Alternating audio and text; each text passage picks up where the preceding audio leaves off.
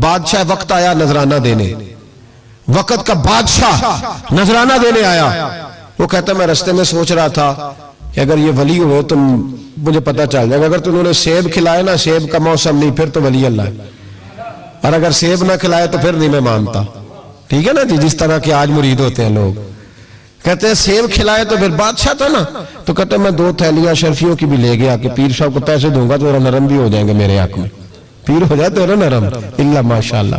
کہتے میں گیا تو میرے دل میں خیال تھا اگر آج بے موسمہ سیب کھلائیں تو ولی مانوں گا. کہتے ہیں غوث اعظم نے یوں ہاتھ اٹھائے، موسم بھی نہیں تھا پر 2 سیب ان کے ہاتھوں میں آ گئے، اور آپ میری طرف سیب بڑھا کے کہنے لگے ولایت کو سیبوں سے نہیں تولنا چاہیے، تو سیبوں سے تولتا پھرتا ہے، یہ تو اللہ کی رضا والا کام ہے. یہاں کو تاجر تھوڑی محنت کرے، کھاد شاد ڈالے تو وہ بھی بے موسم پھل اگا لے گا.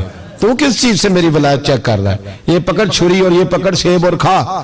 کہتا میں نے کاٹ کے کھایا تو سیب کڑوا نکلا. غوث اعظم کہنے لگا کیا ہوا، کڑوا ہے؟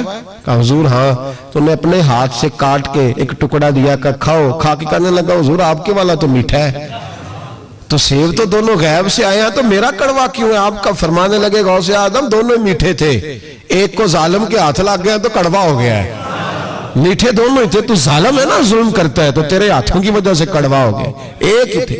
اس نے 2 تھیلیاں شرفیوں کی مصلے کے نیچے رکھی، کہنے لگا حضور نذرانہ ہے. فرمانے لگے ضرورت ہی نہیں، لے جا. اللہ کے بندوں کو دنیا داروں کے نذرانوں کی ضرورت ہے. اور ضد کرنے لگا حضور قبول کر لے. آپ فرمانے لگے جا تو جا، نہیں چاہیے. کہا حضور ضرورت نہیں، حضور قبول فرما لے. آپ نے فرمایا جا. کہا حضور لے لے آپ کی مہربانی. فرمانے لگے اپنے کپڑے دیکھ اور میرے دیکھ، اپنی روٹی دیکھ اور میری دیکھ، میں تجھ سے اچھا کھاتا ہوں، تجھ سے اچھا پہنتا ہوں، میرا اللہ مجھے تجھ سے بہتر دیتا ہے، تو جا تو. اس نے کہا نہیں قبول کر لے. غوث اعظم نے 2 تھیلیاں شرفیوں کی پکڑی اور جب ان کو نچوڑا تو اندر سے خون نکلنے لگا. غوث اعظم فرمانے لگے غریبوں کا خون نچوڑ کے مجھے نذرانہ دینے آ گیا ہے؟